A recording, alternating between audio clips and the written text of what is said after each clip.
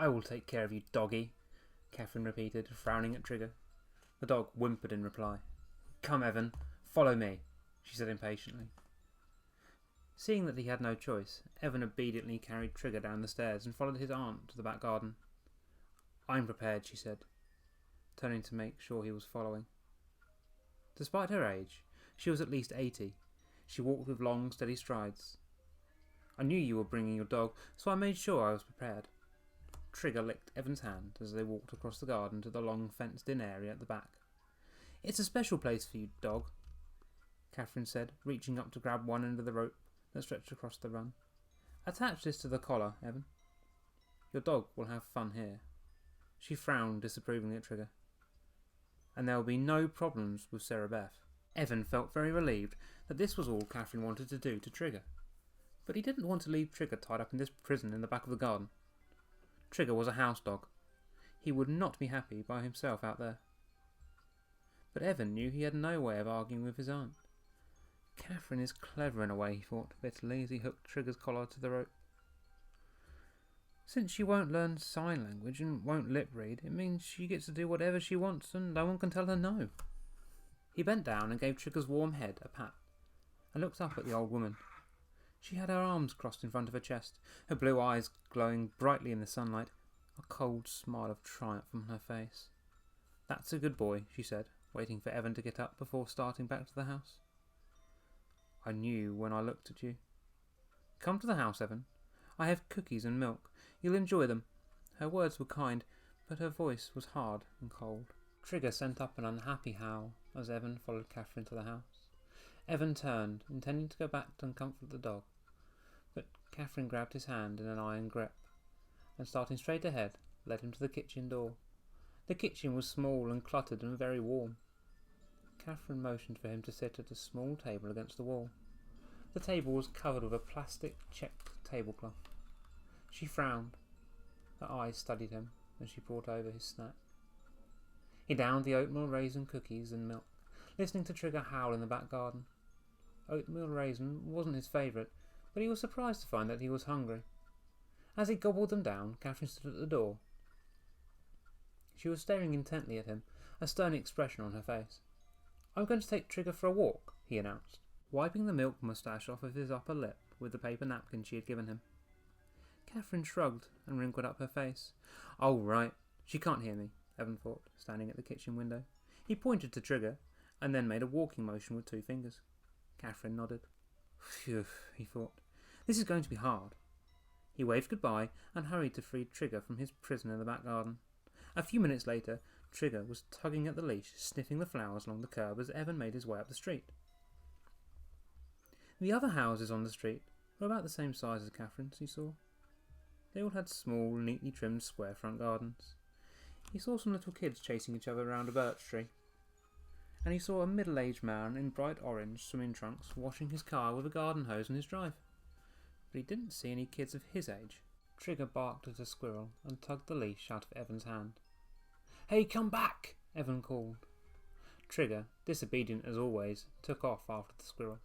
The squirrel wisely climbed a tree, but Trigger, his eyesight not what it had once been, continued the chase. Running at full speed, calling the dog's name, Evan followed him around a corner and halfway down the block before Trigger finally realised he had lost the race. Breathing hard, Evan grabbed the leash handle. "Gotcha," he said. He gave the leash a tug, trying to lead the panting dog back to Catherine's street. Trigger, sniffing around a dark tree trunk, pulled the other way. Evan was about to pick up the stubborn dog when he was startled by a hand gripping his shoulder. "Hey, who are you?" a voice demanded. Evan spun around to find a girl standing behind him, staring at him with dark brown eyes. "Why'd you grab my shoulder like that?" he asked, his heart still pounding. "To scare you," she said simply. "Yeah, well," Evan shrugged. Trigger gave a hard tug at the leash and nearly pulled him over. The girl laughed. She was pretty, he thought. She had short, wavy brown hair, almost black, and flashing brown eyes, and a playful, teasing smile. She was wearing an oversized yellow t-shirt over black lycra leggings and bright yellow Nikes. "So, who are you?" she demanded again. She certainly wasn't the shy type, he decided. "I'm me," he said, letting Trigger lead him around the tree. Have you moved into the Winterhalter house? She asked, following him. He shook his head. No, I'm just visiting. She frowned in disappointment. For a couple of weeks, Evan added. I'm staying with my aunt. Actually, she's my great-aunt. So what's so great about her? The girl cracked. Nothing, Evan replied without laughing, that's for sure. Trigger sniffed at a beetle on a fat brown leaf. Is that your bike? Evan asked, pointing to the red BMX lying on the grass behind her. Yeah, she replied. It's cool, he said. I've got one like it. I like your dog, she said, eyeing Trigger. He looks really stupid. I like stupid dogs. Me too, I suppose, Evan laughed. What's his name? Does he have a stupid name? She bent down and tried to pat Trigger's back, but he moved away. His name's Trigger, Evan said, and waited for her reaction. Yep, that's pretty stupid, she said thoughtfully, especially for a Cocker Spaniel. Thanks, Evan said uncertainly. Trigger turned to sniff the girl's hands, his tail wagging furiously, his tongue hanging down to the ground. I've got a stupid name too, the girl admitted. She waited for Evan to ask. What is it? He said finally. Andrea, she said. That's not a stupid name. I hate it, she said, pulling a blade of grass from her leggings. Andrea. She stretched the name out in a deep, cultured voice. It sounds so stuck up, as if I should be wearing a corduroy pinafore dress with a prim white blouse, walking a toy poodle. So I make everyone call me Andy. Hi, Andy, Evan said, patting Trigger. My name is... Don't tell me, she interrupted, clamping a hot hand over his mouth. She certainly isn't shy, he thought. Let me guess, she said. Is it a stupid name too? Yeah, he nodded. It's Evan. Evan Stupid. She laughed. That's a really stupid name. He felt glad that he'd made her laugh. She was cheering him up, he realised. A lot of girls back home didn't appreciate his sense of humour. They thought he was rather silly. What are you doing? She asked. Walking Trigger. You know, exploring the neighbourhood. It's pretty boring, she said. Just a lot of houses. Want to go into town? It's only a few streets away. She pointed down the street. Evan hesitated. He hadn't told his aunt where he was going. But what the heck, he thought. She wouldn't care. Besides, what could possibly happen? Okay, Evan said. Let's explore the town. I have to go to a toy shop and look for a present for my cousin, Andy said, hoisting her bike up by the handlebars. How old are you? Evan asked, tugging Trigger towards the street. 12. Me too, he said. Can I have a go on your bike? She shook her head as she climbed onto the narrow seat. No, but I'll let you run alongside, she laughed. You're a riot, he said sarcastically, hurrying to keep up as she began to pedal. And you're stupid, he called back playfully. Hey, Andrea! Wait for me, he called, stretching the name out to annoy her.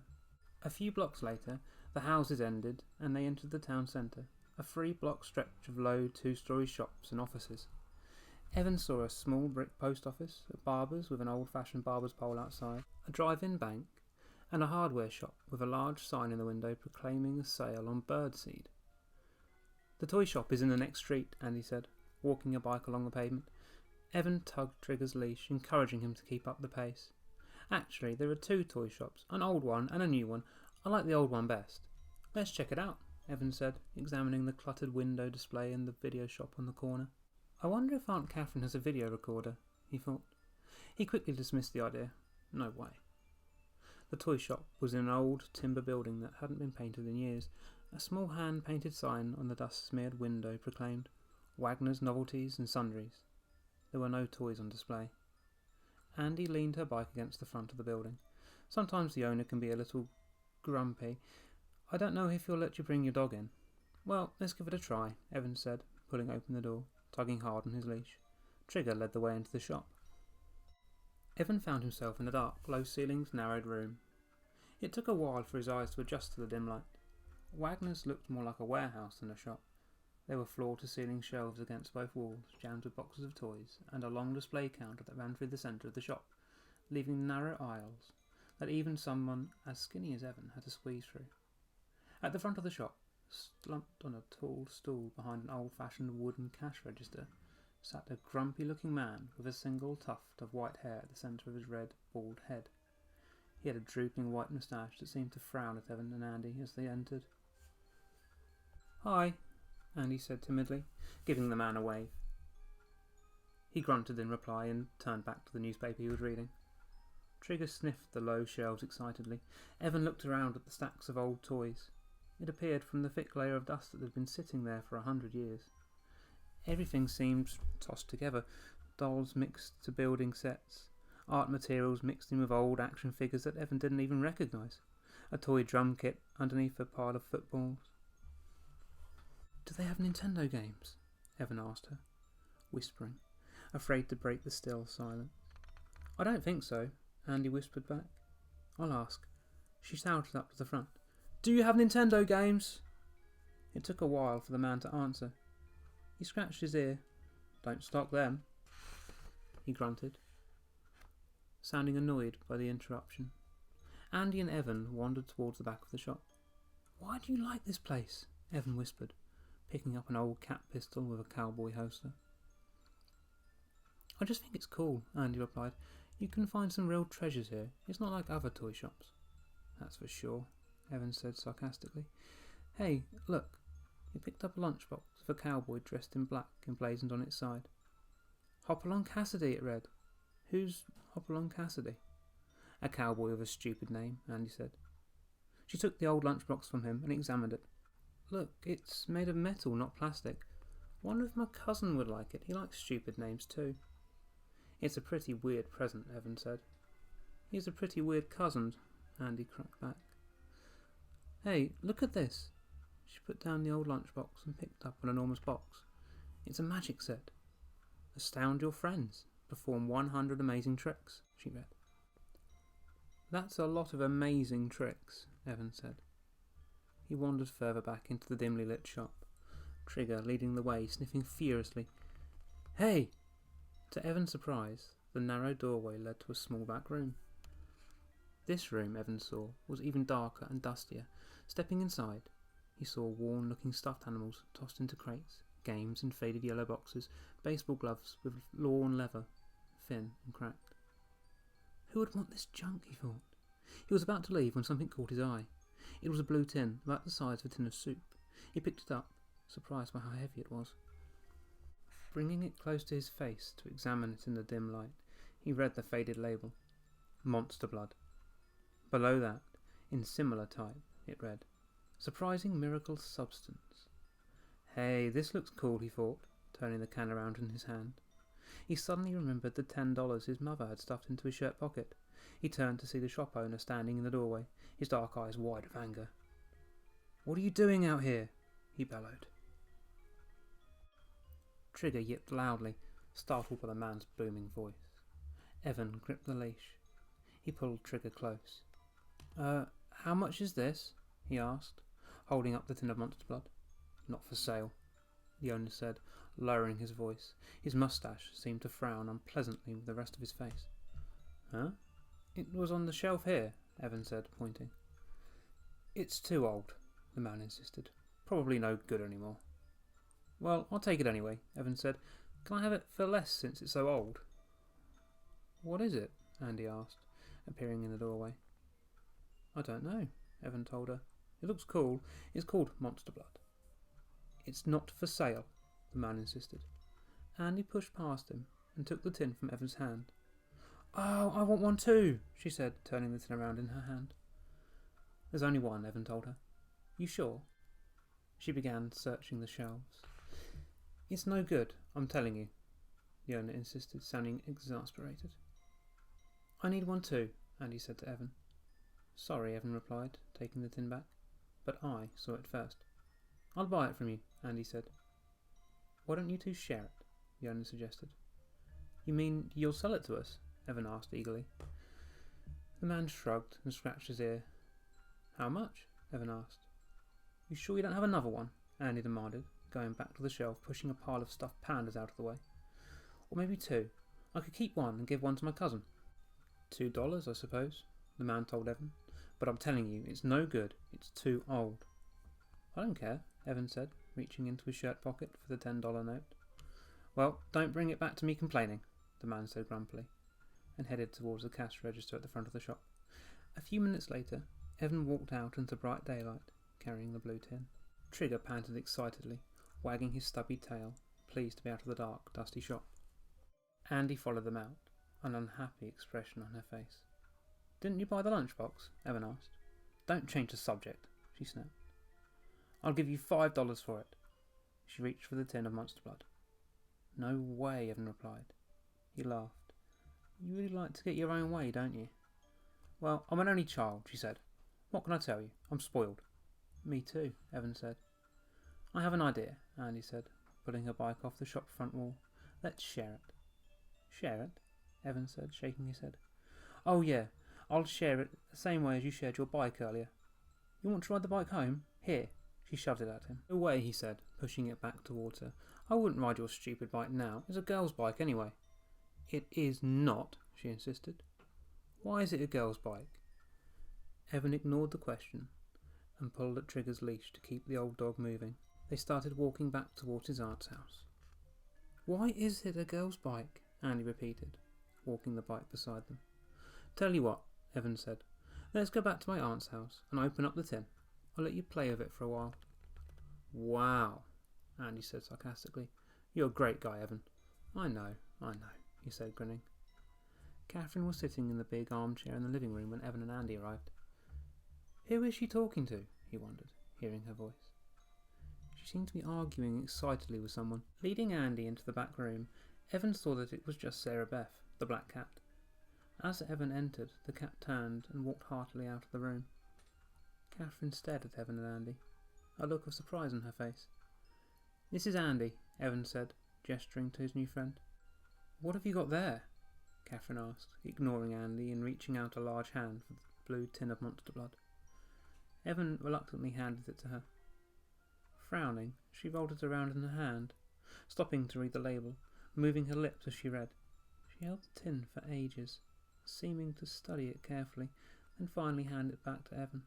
As Evan took it back and started to go up to his room with Andy, he heard Catherine say something to him in a low whisper. He couldn't quite hear what she said, but it sounded like, "Be careful." But he couldn't be sure. He turned to see Sarah Beth staring at him from the doorway, her yellow eyes glowing in the dim light. "My aunt is totally deaf," Evan explained to Andy as they climbed the stairs. "Does that mean you can play your stereo as loud as you want?" Andy asked. "I don't think Aunt Catherine has a stereo," Evan said.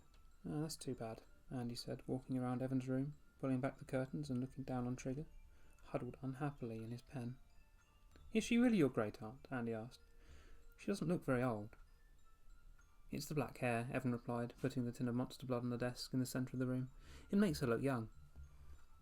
"Hey, look at all these old books on magic stuff," Andy exclaimed. "I wonder why your aunt has all of these." She pulled one of the heavy old volumes from the shelf and blew away a layer of dust on the top. "Maybe she plans to come up here and cast a spell on you while you're sleeping and turn you into a newt." Maybe," Evan replied, grinning. "What is a newt, anyway?" Andy shrugged. "Some kind of a lizard, I think." She flipped through the yellow pages in the old book. "I thought you said there was nothing to do here," she told Evan. "You could read these cool books." "Frills and chills," Evan said sarcastically, replacing the book on the shelf. Andy came over to the desk and stood next to Evan, her eyes on the tin of monster blood. "Open it up. It's so old, it's probably all disgusting and rotten." "I hope so," Evan said. He picked up the tin lid and studied it. No instructions. "Just pull the top off," she said impatiently. He tugged at it. It wouldn't budge. "Maybe you need a tin opener or something," she said. "Yeah, very helpful," he muttered, studying the label again. "Look at this. No instructions, no ingredients, nothing." "Of course not. It's a monster blood," she exclaimed, imitating Count Dracula. She grabbed Evan's neck and pretended to strangle him. He laughed. "Stop, you're not helping." He slammed the can on the desktop, and the lid popped off. "Hey, look," he cried. She let go of his neck, and they both peered inside of the can.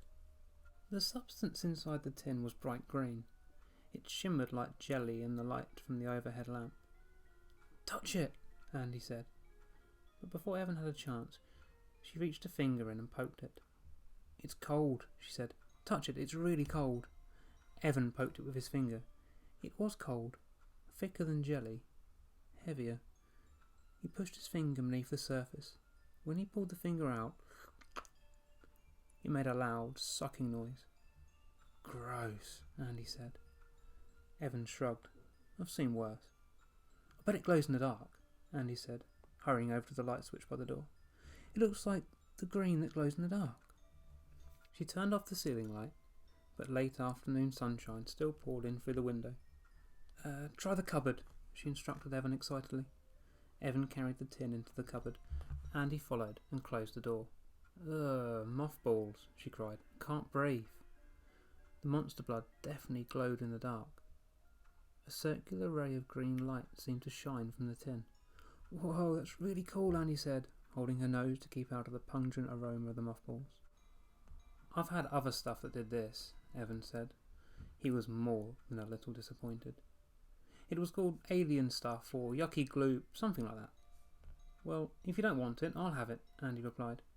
I didn't say I didn't want it, Evan said quickly. Let's get out of here, Andy begged. Evan pushed open the door and they rushed out of the cupboard, slamming the door shut behind them. Both of them sucked in fresh air for a few seconds. Phew, I hate that smell, Evan declared. He looked around to see that Andy had taken a handful of monster blood from the tin. She squeezed it into her palm. It feels even colder outside of the tin, she said, grinning at him. Look, when you squeeze it flat, it pops right back. Yeah, it probably bounces too, Evan said, unimpressed. Try bouncing it against the floor. All those things bounce like rubber. Andy rolled the glob of monster blood into a ball and dropped it onto the floor.